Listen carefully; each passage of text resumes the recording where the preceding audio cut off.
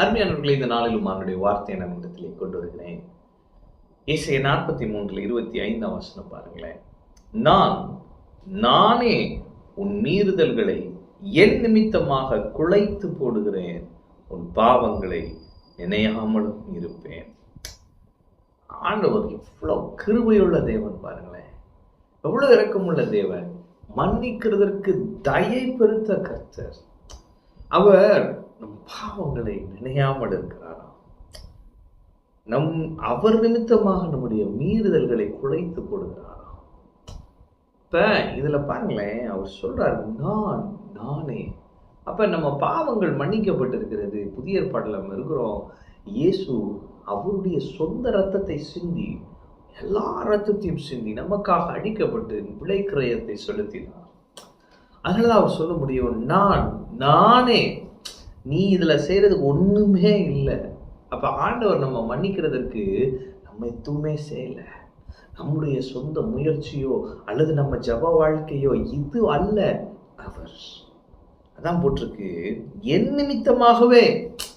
அப்பா, என் நிமித்தம் நான் இதை செய்யறேயா அப்படின்னு அது அவருடைய ரெப்புடேஷன், அவருடைய மரியாதை அதில் அடங்கி இருக்கு பாருங்க. நாம அவர் பிள்ளைகளா இருக்கிறோம். அவர் நிமித்தமாக அவர் என்ன செய்கிறார்?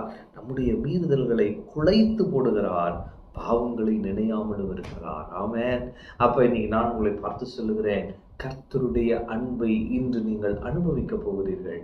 எத்தகைய அன்பு என்று சொன்னால், உங்கள் பாவங்களை நினையாமல் இருக்கிறாரே, உங்கள் பாவங்களை உங்களை விட்டு அகற்றி உங்களை புது சிருஷ்டிகளாக வைத்திருக்கிறாரே, அப்படிப்பட்ட விலையேறப்பட்ட கிரியையை அவர் உங்களுக்காக செய்திருக்கிறார். ஏன்? நீங்கள் விலையேற பெற்றவர்கள். இன்று அவருடைய இரத்தத்தினாலே நீதிமான்களாய் இருக்கிறீர்கள்.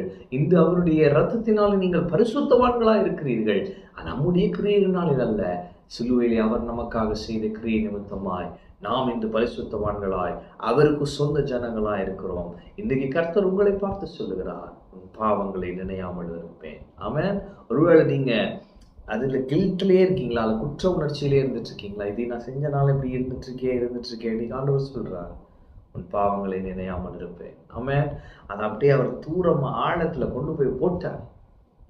இன்னைக்கு நீங்க அவருடைய பார்வையில புது சிருஷ்டி, வசனத்தின் பார்வையில புது சிருஷ்டி. நீங்க ஆண்டவர் சொல்றாரு, அப்படியே நீ உன்னை பார்ப்பா, நீ புது சிருஷ்டி. ஆமென். எனவே அவருடைய அன்பை இன்னைக்கு நீங்க அனுபவிக்க போறீங்க. அவருடைய மன்னிப்பை இன்னைக்கு நீங்க அனுபவிக்க போறீங்க. இன்று ஒரு புதிய வெளிப்பாடு உங்களுக்கு இருக்க போகிறது, ஒரு புதிய கண்ணோட்டம் இருக்க போகிறது. என் தேவன் என்னை மன்னித்து விட்டார், என் மீறுதல்களை அவர் குலைத்து போட்டார், என் பாவங்களை நினையாமல் இருப்பார், நான் அவருடையவனாய் இருப்பேன். இந்த தைரியத்தோடு நீங்க இந்த நாளை எதிர்கொள்ளுங்க. கர்த்தருடைய அன்பை அனுபவிப்பீர்கள், வெற்றி வாழ்க்கை வாழ்வீர்கள், முற்றும் ஜெயம் கொள்வர்களாக இருப்பீர்கள். ஆமென். கர்த்தர் உங்களோடு இருக்கிறார். கர்த்தர் உங்களை ஆசீர்வதிப்பார்.